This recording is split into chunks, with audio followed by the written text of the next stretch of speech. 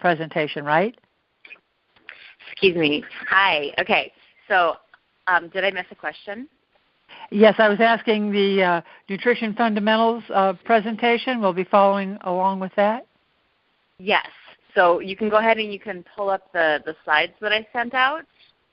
And if you didn't get the slides, then you can check out the Facebook page and download the slides from there and follow along as well. Mm-hmm. Great. Great question. Any other questions before we start?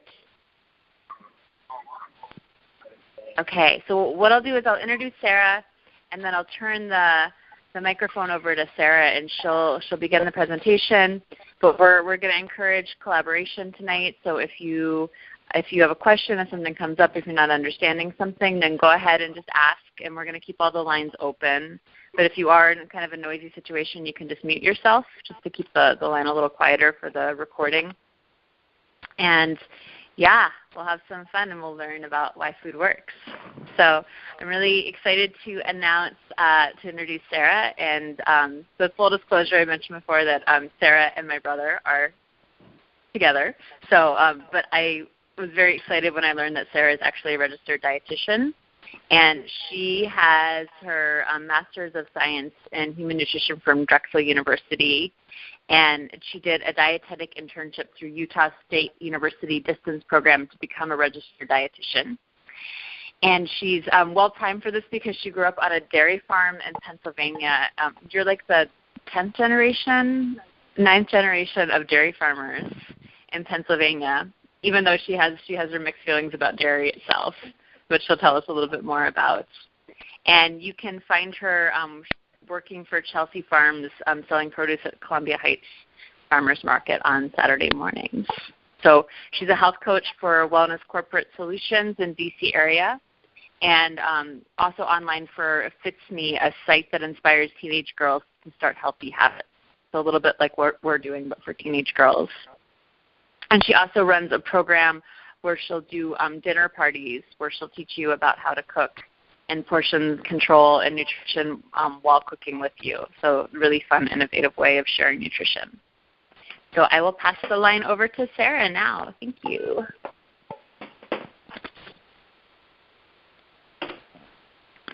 Okay, hi. Can everybody hear me? Yes, I can hear you. Yep. Okay, super.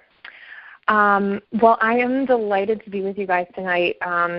I actually do a lot of yoga because I do a work study at a yoga studio near my house, and Gracie is a little bit of a legend in the yoga community. So I'm super excited that she's doing this and that she wanted me to talk to you guys tonight. So I'm hopeful that you can all see the slides. It will be a lot easier if you can.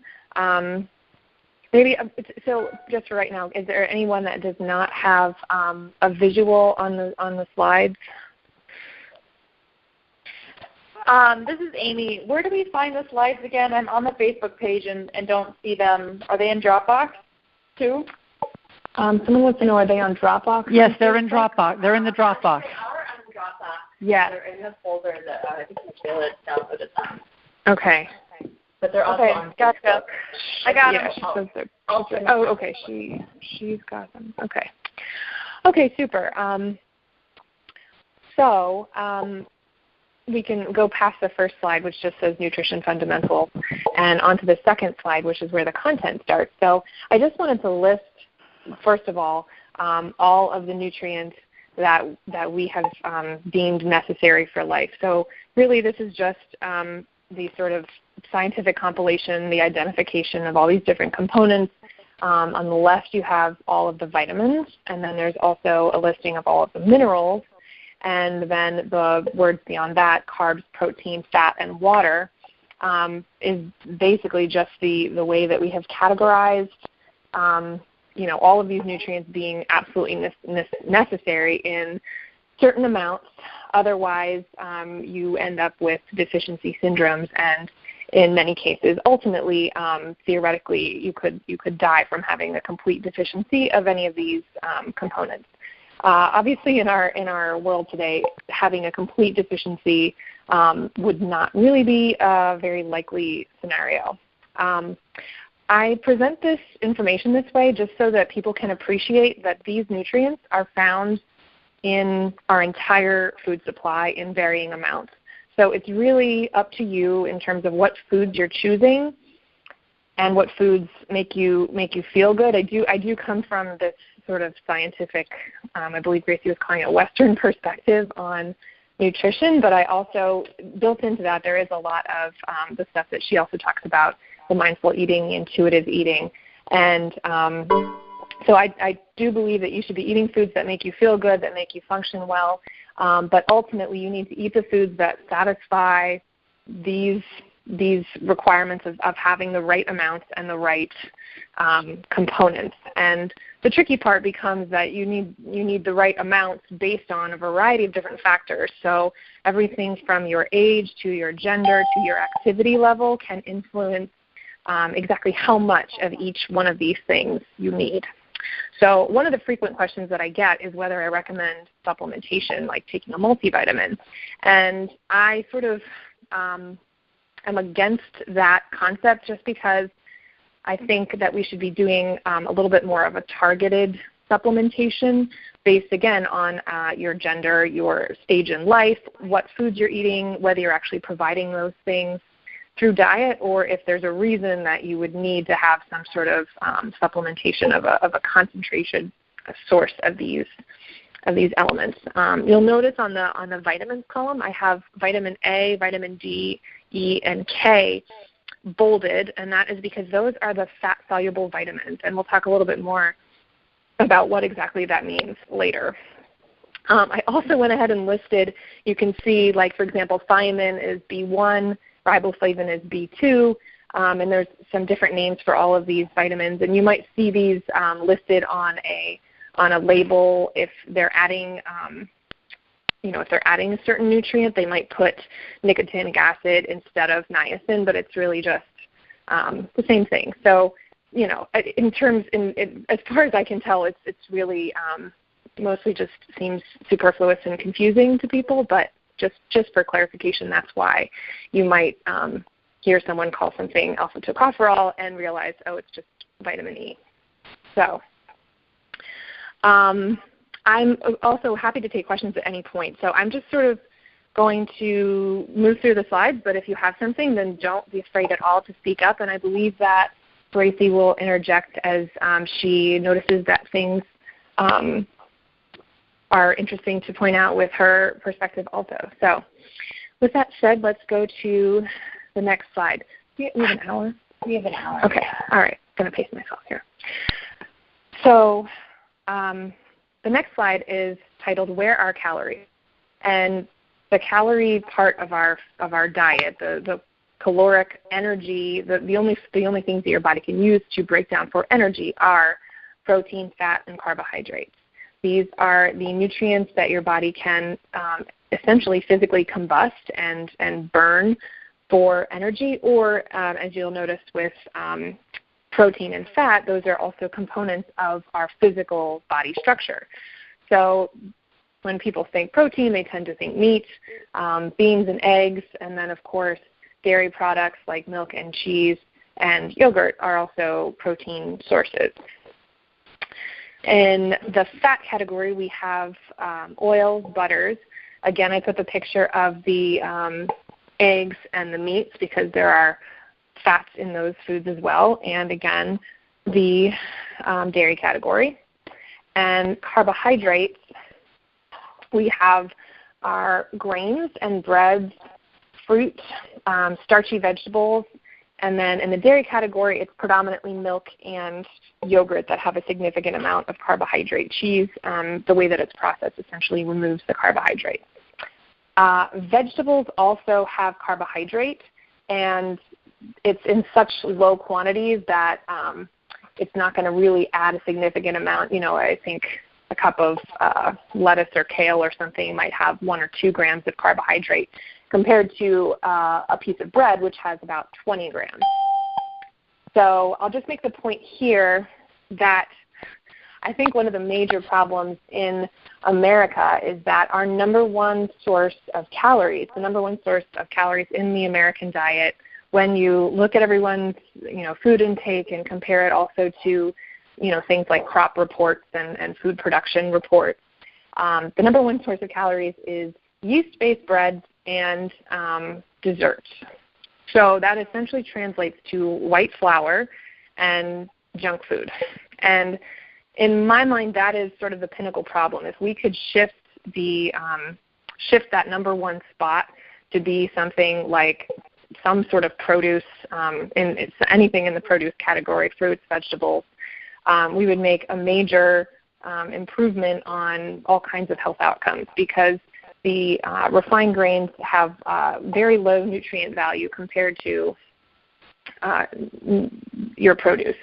And when I talk about nutrient value and nutrient density, that essentially means how much vitamin and mineral content do you get per calorie. So something like white flour has very few nutrients other than carbohydrate per calorie, and something like a sweet potato has quite a bit of vitamins and minerals. And fiber is something else that I want to point out. So when we're talking about our biggest source of calories being the grains, it's often refined grains, which have the outer the outer germ layer removed, and that's where the fiber is. So that is removing a satiating component, a filling component of our diet, because even though fiber is a carbohydrate, we cannot physically digest it and absorb it and burn it as energy ourselves. So it sort of sweeps through the intestine, and it picks up some things along with it as it goes, like cholesterol and bile, so that your body can't recycle the bile, and removes it from your system. So the fiber deprivation, I'll call it, in our country is actually pretty severe. We're recommended to, I know everyone in this group is a woman, for a small woman, 25 grams of fiber a day would be like a minimum recommendation. And the average American gets 11 grams. So we're not even close. We're not even at 50% of what we should be getting. And again, I think that's because that number one spot is taken up by junk food and grains. Can you hear me? Gracie is trying to say something. I don't know. Okay, I just unmuted myself, so we're kind of balancing lines here. I'm curious, Sarah, about your opinion on juicing versus smoothies, because I know the fiber content is part of that. Yeah, that's a great question. I personally prefer smoothies just because it is using the whole food and it's an easy way to get the fiber. There are a lot of really interesting ways to use the pulp that you have as a side product from juicing that you can add to baked goods, or you can, dehydrate and eat as a snack. There are ways that you can reintroduce that fiber into your diet, but I don't like the idea that people would be juicing and disposing of the fiber, because you're missing out on a huge opportunity there to get a significant amount of fiber. A piece of fruit about the size of your fist has, generally speaking, 3 to 4 grams of fiber. So I usually recommend that, if you're going to juice, using the juice as a part of, in context of, a meal or snack that does contain fiber and protein, so it has that lasting power so that you're not hungry again. When you're using juice as an entire meal replacement, you're not going to feel sated for a very long period of time. So does that answer your question? Is that? Okay. Yeah.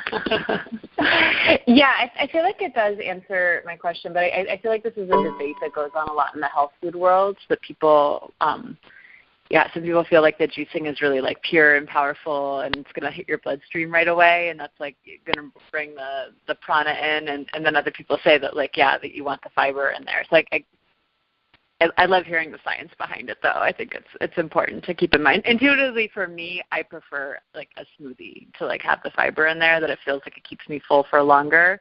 But I do kind of get like a high off of juicing. I feel amazing when I drink a green juice.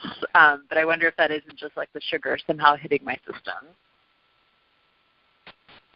Right. So that's actually that slow absorption, the slowed nutrient absorption, especially for the macronutrients like carbohydrate, which will digest very quickly, especially when it's in a sugar form, which is very, very easy for your body to break down and directly put into your blood sugar. And I think that's why people do get a boost, is because most people aren't using straight greens. They're adding some sort of fruit juice to make it a little bit more palatable. And I think if you drink it that way and you feel really good, you should notice that, but you should also notice how long you feel really good. And also, as I mentioned, so the fat-soluble vitamins are best absorbed into your body when you eat fat at the same time as having those. So some juices, probably a lot of juices, especially green ones, have a high amount of vitamins A and K, and you're not going to be able to absorb as much without some sort of fat component in your digestive system at the same time as those are going through. Would you recommend adding something like a coconut oil or something like that as you're doing a smoothie? Yeah, I mean, coconut oil is definitely a fat that is going to help the absorption of some of those nutrients and will be able to slow the absorption. So I think that's a good idea. I don't know about, have you ever tried that? I haven't ever tried the flavor aspect of that, but. Yeah, actually, it's kind of recommended for people who have vata imbalances, who are juicing and doing smoothies, to add something like a coconut oil in there, because the vata is such a dry element that if you put in like a lot of greens, which the taste of greens is bitter and astringent often, that you can kind of just like put vata out of balance. And it's like a huge debate in Ayurveda actually, is like, should vatas drink green smoothies or not? And some people say yes and some people say no. And yeah, if you really want to get like a Ayurvedic person riled, bring up the idea of green smoothies. But what the compromise that kind of some people come up with is like, have the greens, put more like sweet fruits because the sweet is more of like a grounding taste, and then put in something like a coconut oil too. So that kind of makes sense of what you're saying too, is that that some of those vitamins are going to catch a ride on the coconut oil, right? Yeah. Into your system. Yeah, and it'll stay there for longer. The medium chain the medium chain triglycerides, the fat component of coconut oil, are actually unique in that they are more easily absorbed than other types of fatty acids. So often you'll hear coconut oil recommended for people who have absorption issues with fat, because it doesn't require bile to absorb them. So they are easier to uptake and just sort of easier in your system in general. Yeah. What about avocado in smoothies? Will that do it? Yes, avocado in smoothies is one of my favorite additions to especially a green smoothie. And I also do I do a green gazpacho, and I add avocado to that, and that's sort of like a veggie. I guess you could call it a smoothie, but you would eat it with a spoon. So, but yeah, that's a great addition. I have a question about the coconut oil. Yes. That's right. So how does the coconut oil? I've never used it in anything. What kind of flavor does that have when you compare it to like coconut water or coconut milk? Can we use anything coconut, like coconut milk? Would that be the same in a smoothie? So you're specifically asking about the flavor aspect? About the fat and the absorption and the flavor. I'm like, I don't know. I've never tried coconut oil cooking with it, or putting it in a smoothie. The flavor. If you get an unrefined coconut oil, it smells very coconutty. It's very similar in smell and some elements of flavor to coconut milk. And if you get the refined coconut oil, the benefit of that is that it has a higher, what's the word I'm looking for? Smoke. It has a higher smoke point, so you can cook hotter with it without changing the formation of the fatty acids, which is a good idea. Although, again, there's some people that say, well, if it's refined, then you're not getting the same it's not as pure as the unrefined coconut oil. As a side note, I also really like unrefined coconut oil as a moisturizer. I keep some by my bed in a jar and put it on my hands and cuticles at night, and I love how it smells. So I don't mind going to bed smelling like the tropics, but that's a personal thing. To your point, though, about coconut water is actually incredibly different, nutritionally speaking, from coconut milk or coconut oil, because coconut water is there's no fat in it. It's only a small amount of carbohydrate. I think there's just 10 or 11 grams per cup, which is very similar actually to the amount of carbohydrate in a cup of milk. And there's a ton of electrolytes. So a lot of people use coconut water to rehydrate because it does restore some of those electrolytes that you may have sweated out. The interesting thing to note is that it actually is very low in sodium, and that tends to be something that you lose in sweat very quickly. So ordinarily that's not a thing I would ever be concerned with because, again, sodium is such a prevalent nutrient in our American diet. But for certain populations, if you are extremely restrictive of if you weren't to be cooking with salt, or if you were just eating a raw, fresh diet, I would maybe be a little bit concerned about the amount of sodium if you were doing rigorous activity that you needed to replace. But coconut water is actually really high in potassium, which is a nutrient that we tend not to get enough of. Again, I think it's because we're just not eating enough produce. And if you were to look at the nutritional review for any raw fruit or vegetable, the potassium will be significantly higher than the sodium. And as soon as you look at the processed component of whatever that may be, whether it's a tomato-to-tomato sauce, you lose potassium in the cooking process, and you're probably adding sodium, especially if you're a food company who's trying to make your food taste really, really yummy and salty. So I love coconut water for rehydrating, especially if you like the taste of it. Some people don't, but it's definitely not a fat source. So those are good questions. Does anybody have any others while we're talking about the protein or the calorie macronutrient components? I will forge on ahead. Our next slide actually goes ahead and it sort of mirrors the past slide, but instead it shows how your body is using each of these macronutrient units. So protein, if you'll journey back with me to probably like 9th grade biology class, that is a picture of a cell membrane. And so you'll remember the phospholipid bilayer. The green parts are representative of the fatty acids that are actually, that's how your body is built of fat in a sense. Those fatty acids are actually made from your food. And then the red parts are representative of protein channels. And so when you hear about the cells being able to allow certain nutrients in and certain components not, that's how they're doing it. They're using protein. They fold, all these unique proteins in certain ways. And some of these channels let in sodium, and some of these channels let in sugar. And so that's why having, protein and the right sources of protein, the right types of all the different amino acids, is because you have to be able to make these components of your cell membranes. Protein is also used, I should have added this, as a signaling molecule in a lot of cases, or a carrier molecule. So it could be floating around in your blood, carrying fat from one place to another. It could be a component of hormones. And I've also got a picture of this sort of muscle guy figure because most of the protein in your body is stored in the form of your muscle tissue.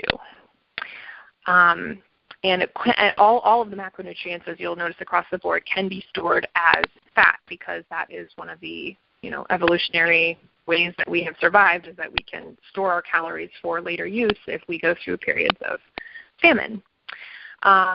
Protein, I will say, though, is one of the most difficult of the three. It is the most difficult nutrient to break down. It's the most energetically metabolic. So your body, when you eat protein, has to do more work to access those calories, and it doesn't as readily store as fat. So that's just something to note. In the fat category, that biochemical representation, that molecule there, is actually representative of a steroid hormone. So all of our sex hormones, testosterone, estrogen, androgen, are based on that same 4-ring structure with different side bodies that come off of them. And in order to make those units, make those ring structures, your body needs fat. So this is why fat, and I really hate that fat has been so demonized in our diets, and I think it started in the 40s and 50s. There were a couple of studies, and now, of course, when we look back, people are very critical and say, these studies weren't even, the design was wrong, and, we made a huge jump from saying, eating fat causes you to become fat and unhealthy and has, consequences of heart disease and things like that. Because it's such a crucial component of, again, your hormones. And then, again, I have a picture of a cell here because it is a component of all of your cell membranes and can, of course, be stored as fat or burned as energy, which is why I have the picture of the kid running there. The carbohydrates are your body's primary source of fuel. So carbohydrates are the easiest and fastest thing for your body to digest. Your central nervous system, your brain and spinal cord burn about 100 to 150 grams of carbohydrate a day. Just, you walking around, living, being a person, not even talking about, any activity that you're doing or your body type, just your central nervous system. And that can be why on extremely carbohydrate-restricted diets, people notice that they feel lethargic and anxious and, cranky. So if people are trying to restrict carbohydrates, and again, we're eating far too many of them, so I don't think that having a lower carbohydrate approach is a bad idea. But I think that when people are telling me that they are having less than that sort of requisite range, 100 to 150 grams, that's when I start to question, how are you feeling? Is this really, serving you, supporting you? And, of course, your body can store carbohydrate as fat. It's actually very easy for your body to make sugar into fat molecules and store it. So that is definitely a consideration. But, again, I think some people can function very well, and you'll maybe read about some of these people who go on extreme paleo diets and are eating, 40 grams of carb a day and running 50 miles and feel amazing and they look amazing and they're, never going to age. I don't doubt it. I really think that's, good for them, but I don't believe that has a lot of application in the average person's life or lifestyle. And by the way, I also really love and appreciate food for all of the cultural and social aspects of what it does for us. So I don't know. I really appreciate when people have a more their perspective is like 80-20, like I really try to, eat this way, but I recognize that at certain times and certain celebrations, it's, fine if I, don't follow a strict regimen. So I show these two slides to help people sort of take a step back because, again, I think that these words are very charged. I think the word carbohydrate at this point has a very negative connotation. And as I said, I think fat has been incredibly demonized. I really don't understand how our language or how it ever started, where the word for this molecule that is essentially an energy supplying molecule and the word for someone who looks overweight became the same thing. I wish we had different words so that the people weren't so scared of fat, the dietary component, because I definitely don't believe that fat makes you fat. Too much of any one of these things can cause weight storage. But again, I think it's about enjoying your food and feeling healthy and energized and supported by it. So that's sort of my perspective on it. And actually, yeah, I've already started to talk about my next slide without clicking there. So this slide, finding the balance. Your body does need all of these things and the vitamins and minerals that the foods provide.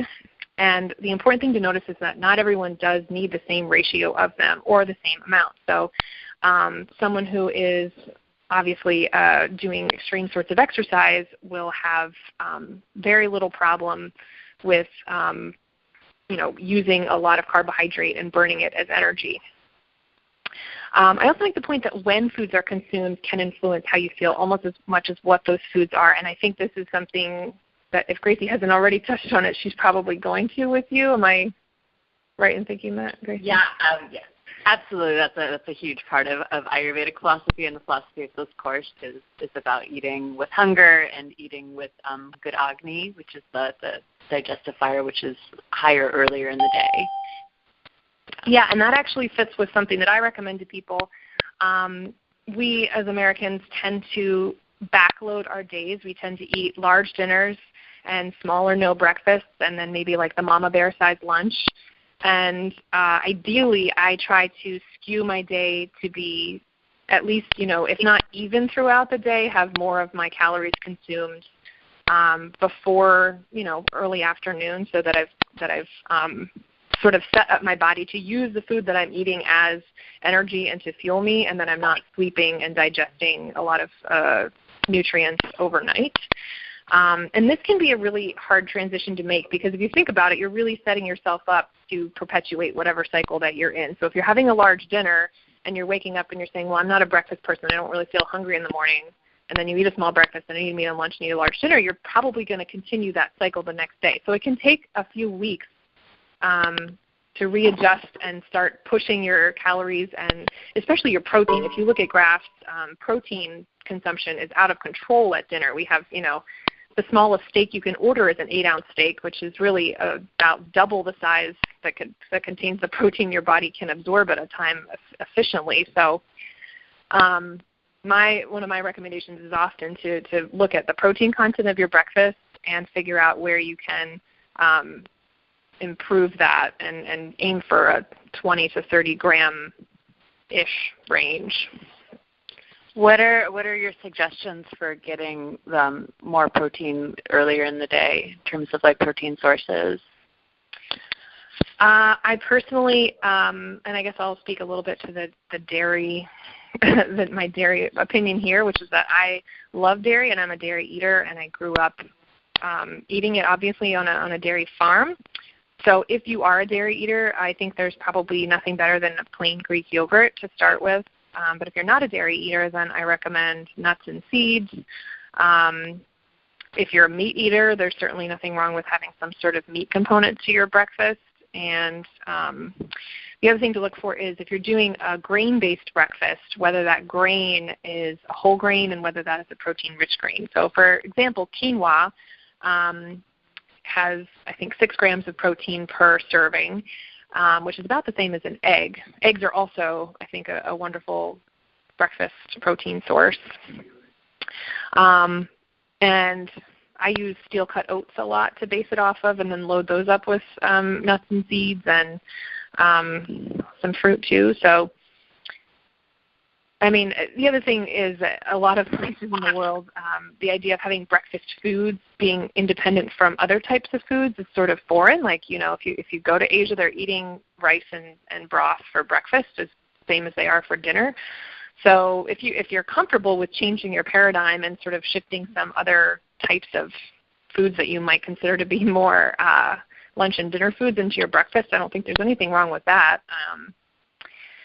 But people tend to be also more happier to have the same sorts of things consistently for breakfast compared to other meals. I think people want a lot of variety at dinner, but at breakfast, if you ask people what they eat, they tend to report the same things or the same categories of things.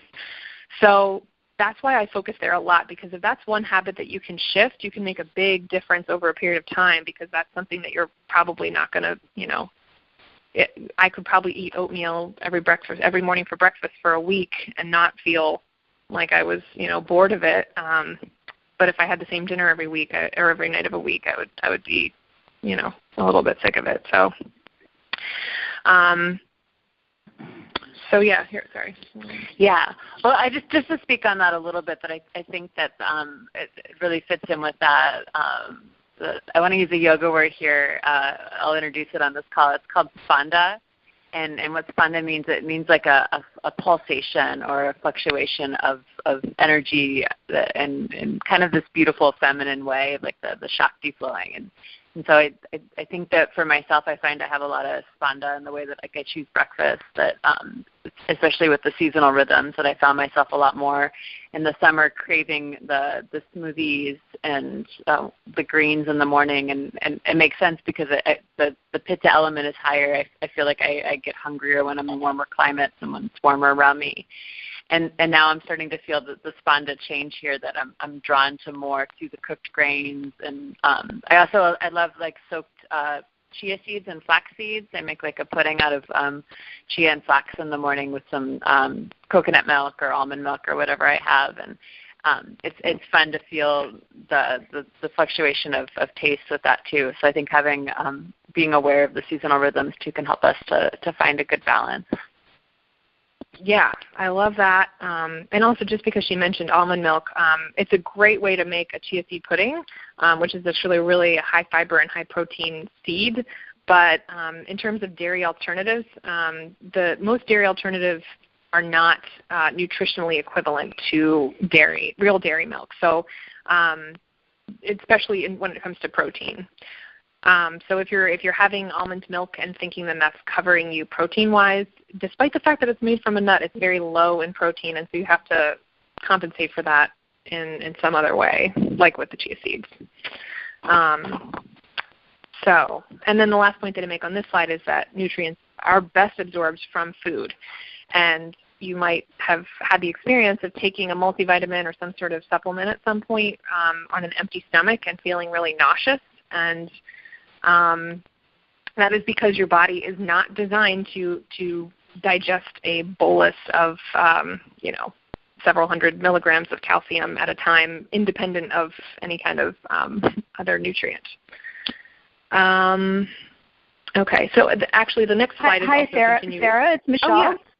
Hi. Sure. You mentioned in the second bullet point that not everyone needs the same ratio of fat, proteins, and carbohydrates, or even the same amount. Is there a resource that you can recommend for helping someone figure out what ratio is right for them particularly? I will have to look and see if there's anything good that I have for that. I tend to, when I work with people, I look at their physical activity more so than anything else for determining how, what ratio and how much of the various nutrients they need. The general sort of standard vanilla breakdown of nutrients that they recommend, I guess, at large in my profession is having a 20% protein, 40% carbohydrate, 30% fat ratio. But if you are a marathon runner, I think having a 60% intake of carbohydrate is fine and great and probably will help you a lot.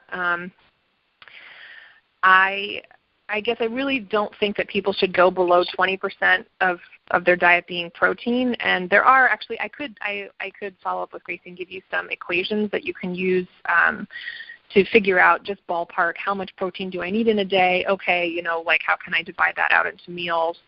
If that would be helpful. Yes, thank you. Okay, cool. So yeah, moving on to just continue talking about this balance concept. The 3 Ps are what I have sort of, they're my own semi-branded thing where I sort of figured out how I would express my idea of healthy eating in 3 easy points that are also easy to remember, because I heard that in a talk somewhere. You're supposed to think of 3 things and then link them somehow. So my first one is protein and fiber, and I give ballparks for that based on how much your body can effectively, typically, again, this is an average, digest and absorb and use effectively. I say plenty of produce because most people are eating 3 or fewer total servings of produce in a day. I think the average is 2 servings of fruit and 1 serving of vegetables, which is really not enough. So that's one of the things that I actually, for myself, actually count. I don't count calories. I don't count servings of anything else. But at the end of every day, when I'm being reflective and trying to, unwind a little bit, I just sort of reflect and think, did I get at least 5 servings? I feel best when I get 7 to 9 servings, but 5 is the sort of recommended average minimum, and I think only 5% of Americans or something get that on a typical day. And the last P is portion because, sorry, did someone say something? Maybe not. The last P is portion because one other thing that I think people get really crazy about is the idea that if something has negative effects, that means that you should eliminate it entirely. And I guess sugar would be a good example of this. I'm sure you've heard the word toxic associated with the word sugar, and I do not believe that sugar is toxic. I believe that in amounts that are unnecessary, it has a lot of negative health consequences. But just because something has negative consequences at a high dose does not mean that the optimal would be 0. And we tend to do this with a lot of things in our culture, I think. Like, if there's any of it, get rid of it completely instead of finding a balance that makes you happy in a palate-pleasing way, and then also makes you feel good. So, and then, of course, meats are another thing that I mentioned, tending to be wildly overserved in terms of portion. So, and grains. Meats, grains, and I think sugar are the things that we tend to just not really recognize how much we're eating or are aware of how much we're eating. So using these 3 Ps, my theory is that you'll be able to structure a meal that is very difficult for it to be, nutrient poor and unhealthy. I think if you're looking for these 3 things, it's really hard to have a meal that's not going to be nourishing and making you feel good. We're already at 8:14, so I'm going to sort of move a little bit quicker just because I want to at least touch on some things and then have some time for questions. The next 3 slides, I just point out a couple of food pairings because this is, to me, one of the things that really shifted when I was learning about this in grad school, how I ate. When you realize that certain nutrients have such compatibility, and other nutrients, in fact, have the opposite, where if they actually use the same absorption mechanism, so they'll compete for absorption, and you won't absorb either one of them as much as you would independently. You start to look for ways that you can start to pair certain nutrients and then certain foods to optimize how much you're getting from them. So I'm highlighting vitamin C and iron just because this is a group of women, and a lot of women have iron problems because most of your iron stores are in your blood. So if you're menstruating, you are losing that monthly. And this is one of the few nutrients that women need significantly more of than men, even though men are larger than us and have more blood volume. So the best way to absorb iron is with vitamin C. And I've given some food thoughts here, some roasted red pepper hummus. I found, this isn't even my recipe, I just found this recipe online, and it's fantastic. And something like adding greens to a berry smoothie will give you this partnership so that you're absorbing more iron from the foods that you're eating, especially because the best foods that are iron, the best foods to eat when you want to absorb iron easily are meat. And I don't believe that everyone needs to eat meat. You just need to be cognizant of the nutrients that you're getting from other sources and how you can maximize those. So this is one example of that pairing. The next example are protein sources in general. So because proteins are essentially the building blocks of so many components of our body, your body can actually make a good number of them, but it needs a certain basis to work with. So think of it kind of like Tetris and some weird shapes that your body could make as long as it had a couple of those, basic little blocks.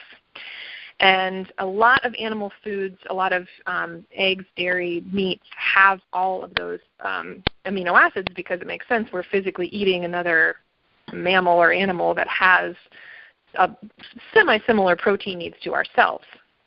And actually the eggs are considered the gold standard for protein distribution in terms of the amino acids that our bodies need and what they supply.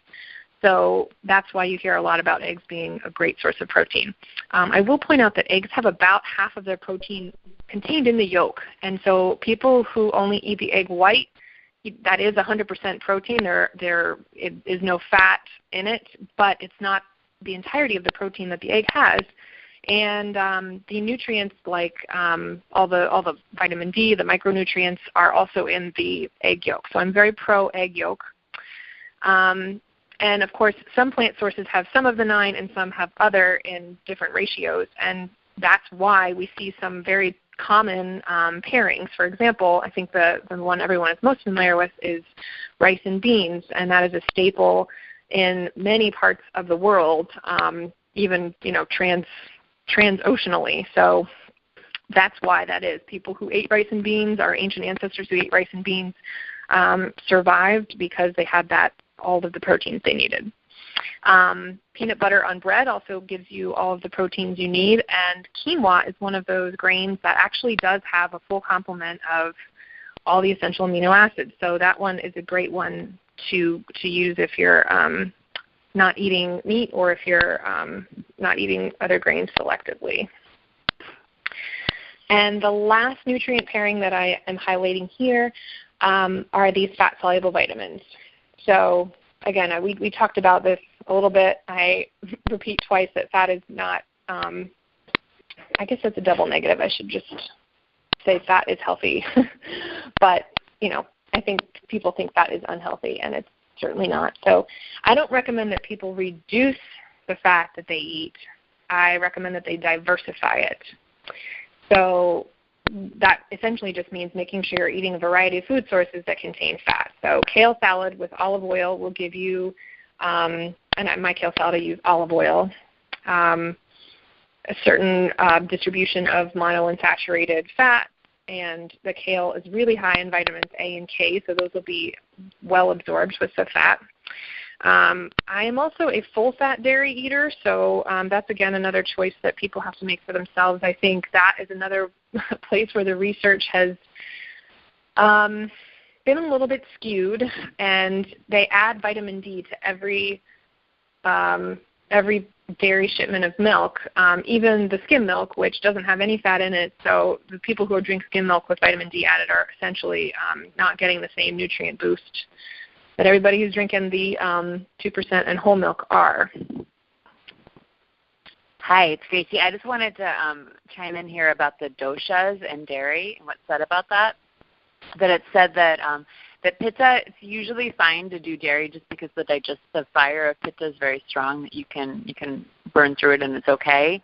Vata, it's dairy and fat is just recommended in any form, even though the agni of someone with a lot of vata, it's going to be variable, so sometimes the digestion of it might be harder. But if you find that you can digest it, it's good to have the full fat in there. And unfortunately, if you are kapha, and you'll find this with a lot of, if you look at a kapha-reducing diet, it's a little restrictive in many ways. And one of those is that they don't recommend dairy because it can be mucus-producing. And kaphas, they do have that heaviness to them and the congestion that can happen there. So again, we all are tridoshic, so dairy is going to be different for all of us. But I find for myself that I feel best when I'm eating local full-fat dairy. I have a lot of pitta and vata, so just eat dairy at your own constitution. Yes, I definitely agree. A lot of people, again, this is where the cultural genetics comes into play, because I should also say that I grew up on a dairy farm to a predominantly German heritage family of farmers. So dairy farming began and is prevalent in Northern Europe, and it makes sense that our bodies sort of adapted to having dairy throughout the lifespan, more so than other cultures. There are also, I think, some tribes in Africa that have a very heavy milk-based diet, but we find a lot of times that people, especially with Latin American heritage, have trouble digesting dairy. And that can be because of an actual allergy to the protein component of the dairy, or it could be because the enzyme that breaks down the lactose, which is called lactase, isn't produced enough. So the other thing I'll say is that dairy absorption of lactose is on a spectrum as well. So Parmesan cheese, being a dry-aged cheese, has literally no carbohydrate component, no lactose. Someone who is lactose intolerant can probably have a tablespoon or two of Parmesan cheese without having any digestive problems. But that same person who drinks a cup of milk on an empty stomach might notice bloating and gas and some stinky things happening. So it's really, you have to sort of test the boundaries of what your dairy consumption might be, because you might be making a small amount of lactase and be able to digest a small amount of dairy, but breaking the limits causes digestive discomfort. And yes, sweet potato with butter would be my last example of a food that's very high in vitamin A, and you should eat with some fat. My next slide, titled Fast Food Nation, is really just, you can read it, makes the point that we spend a lot of time, we don't spend a lot of time eating or in meal prep. And I think that's a problem, and that goes along with the stuff Gracie's going to talk about with intuitive eating and mindfulness. In terms of the application of this, the next slide is called the basics. It really comes down to these things: planning, stocking ahead, and prepping ahead. And I like to recommend that people find a time, and for many people it is a Sunday evening, to dedicate a couple of hours to doing some basic prep. Maybe you make 4 or 5 cups of quinoa so that you can dole that out into your meals throughout the week. Maybe you chop up a bunch of veggies and saute them in different ways with different flavorings throughout the week. But the faster that the food prep happens, the easier and the more accessible you're making healthy food, the more likely that it is you'll be to eat the food. So I really recommend having a good stockpile of foods that can be very shelf stable, that you can make an entire meal from, and also having some sort of rough plan about what meals you're going to be cooking. I usually recommend to people who aren't super into cooking trying one new recipe a week and launching themselves that way. And I also do a lot of bland cooking of food so that as I go throughout the week, I can use it in many different ways. Cooking up chicken breast without a lot of seasonings on it means that I could use that in, a Mexican meal or an Italian meal, and it'll taste entirely different. So I have some application suggestions here. On slide 12, I have the broil pan dinner. And so the idea with this is that you're going to find some foods that might complement each other with some seasonings that you would prefer, and put them all in a pan with some tin foil and use the broil function on your stove, which a lot of people don't use very much, but it's essentially the same as grilling things, but from the opposite direction. So you can either add things as the cooking time decreases on those things, or you can start it with everything on the pan, and then as things get done, take them off. And this is a great way you could do a bland prep on all of these, and then, add salsa to one, or some sort of sauce to another as you're going. Or you could, season them as they are and eat them that way. I have a microwave dinner revisited slide, because people don't realize that your microwave really cooks a lot more than it does way more than reheating. So you can cook everything from baked goods to baked potatoes to there's even some meatloaf recipes out there. I put a few links in for greatest.com keeps coming up with amazing articles that I find myself referencing more and more. So I would check out that link just to see the full potential of your microwave. And it's really not, any type of cooking method is going to alter the nutrient content. So vitamin C is an incredibly volatile vitamin. As soon as you steam or boil something, you're losing vitamin C to the air. So just know that, with microwave cooking, you're not changing the nutrient distribution really any more so than you would be with lots of other cooking methods. But I get that question a lot. Slide 14, buildable. This is one of my favorite things to do. So like I said, on a Sunday, I'll cook up a ton of quinoa or barley, and throughout the week, I will add in maybe 3 or 4 different veggies, some sort of protein, mix up a sauce in the blender, and you can have a meal. If you've done enough chopping ahead, you can have a meal that tastes totally unique and amazing in essentially 5 minutes. So I have sort of 5 steps and some food suggestions there. So, do some different combinations and figure out what works. But as the most time-consuming thing is going to be the boiling of the grain and the chopping of whatever food component you have. Okay. My last real slide is again going to the point about how we need to be savoring our food more and using it as a cultural tool to interact with people and not just eating in cubicles or at our desks. By the way, if you are eating at your desk, definitely get some sanitation wipes and wipe down your desk. People eat at their desk a lot, but they don't clean it the same way that they do their counter space in their kitchen. And there have been some crazy studies that show that people's working desks harbor way more bacteria than a lot of cooking surfaces at their home. So be careful if you're eating at your desk, especially if you're typing while you're doing that. Although ideally you wouldn't be writing emails and eating lunch. So yeah, and let me see my last slide. I have Twitter, Instagram, and Facebook, and Pinterest. If you use any of these suggestions, I am supremely delighted when I get people who say, hey, I'm using this and it worked, and here's my picture of the recipe that I made. And then, of course, I'm available for dinner parties and healthy cooking classes that I would come to your home for. So if you're interested in that, you can let me know or follow up with Gracie. We are almost at our time. Are there any...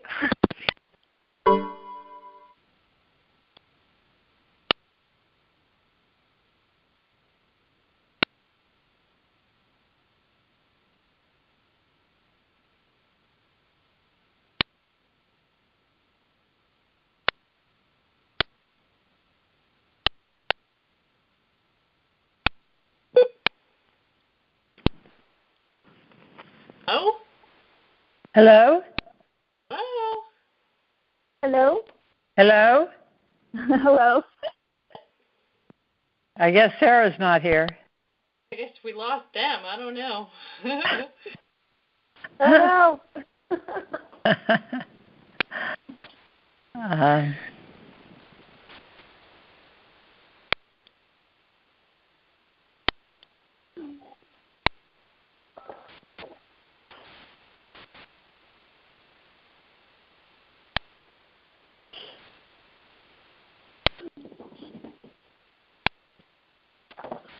Well, they may not know they're off the call. Oh, good point. Maybe she's still talking and doesn't know. I'll post something on the forum in case she looks there. Hi, it's Hi. Gracie and Are you Sarah. back? We got cut off. Yeah, we're back. Sorry for the radio silence here. Hold on, I'm going to put Sarah back on to take your questions.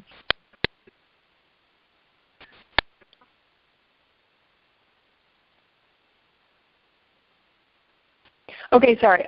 I think that I cut myself off when I was saying I just talked a whole lot, and I hope that it was useful. And also, does anyone have any questions or comments?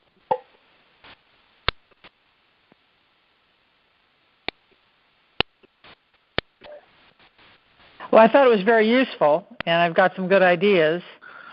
And I think the bowl. I'm excited about trying the bowl idea. That seems to fit in with the everlasting meal, where you're taking certain foods and continuing to combine them and recombine them.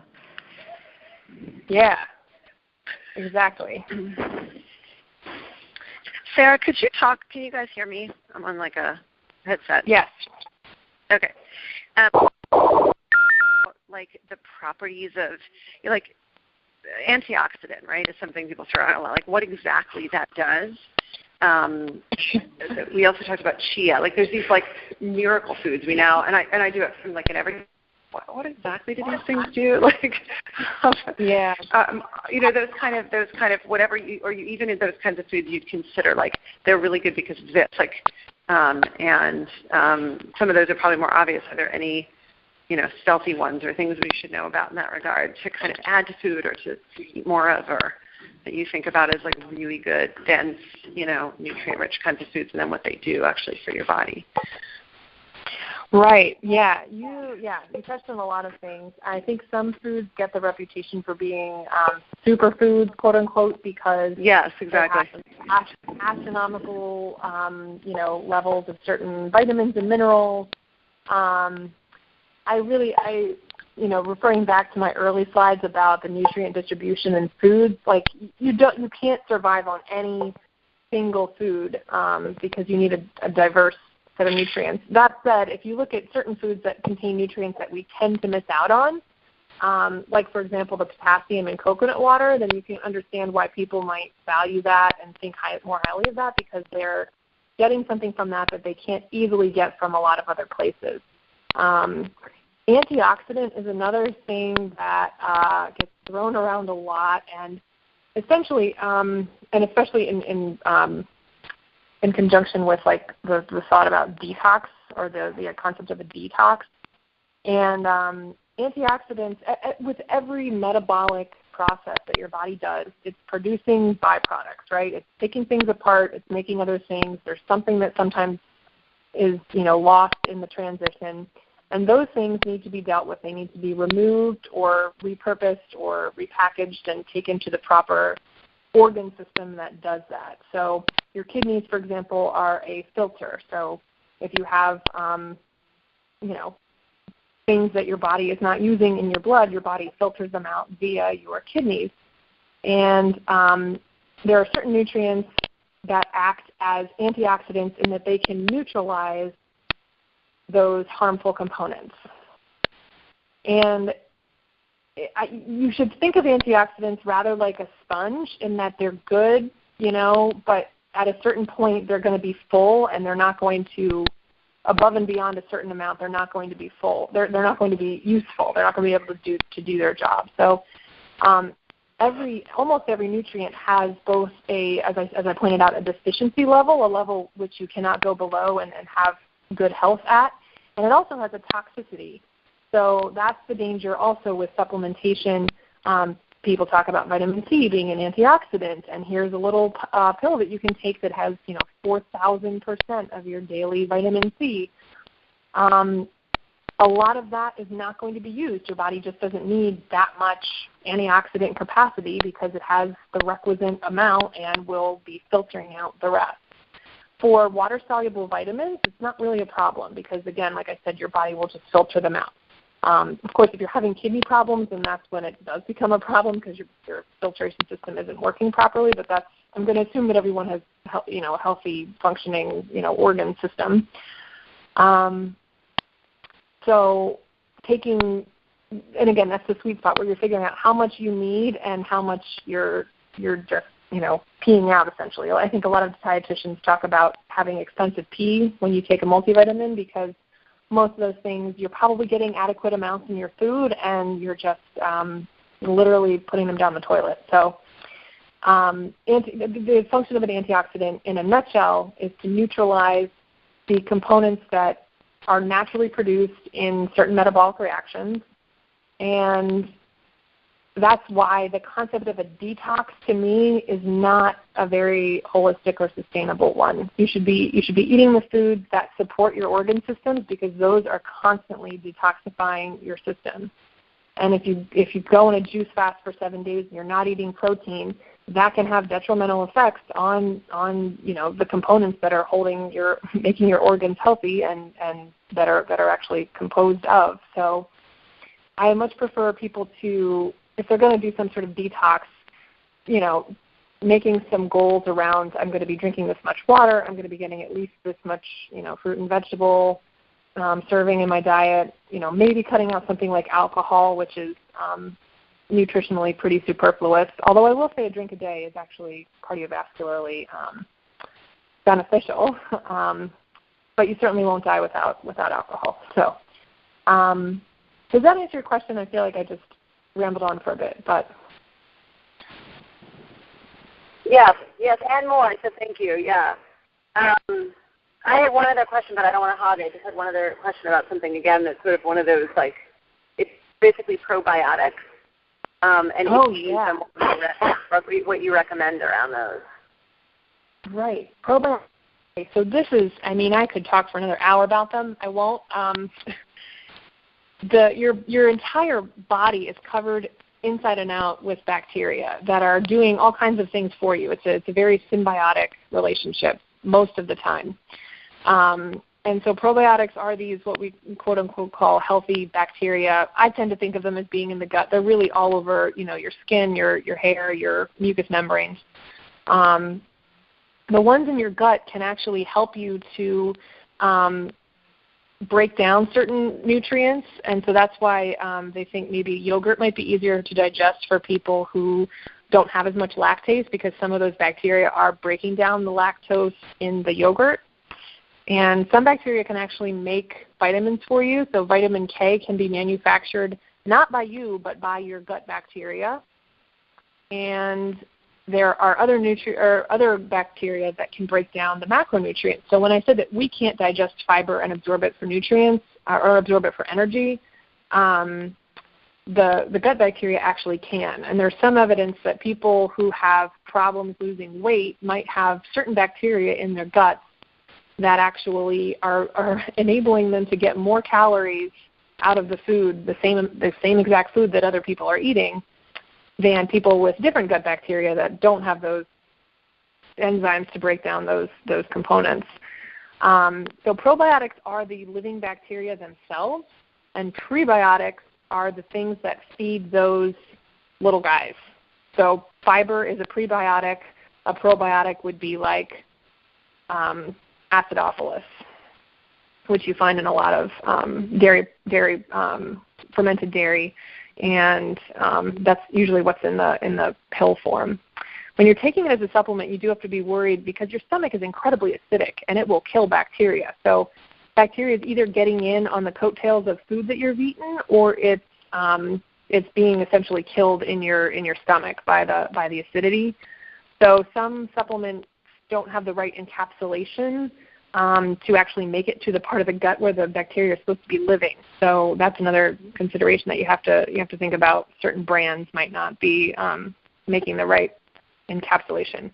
But other foods have fermentation, have bacteria that do fermentation, which is the probiotic component, such as kefir and kimchi and sauerkraut. And I'm a big proponent of, all those yummy fermented foods. Yeah, it's something that we'll talk about more in plant-based diet, is how to make your own fermented foods.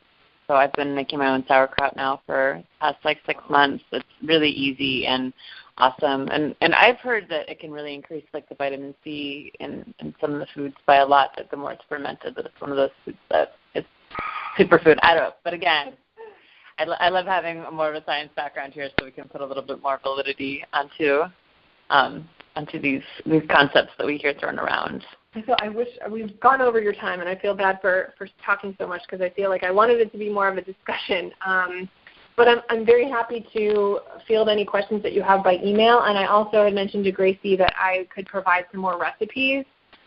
So I can do that along with those resources for figuring out or having a better idea of ballparking your own nutrient needs and on a Western perspective, scientific level, and seeing how those fit in with what your Ayurveda diet is suggesting that you should have.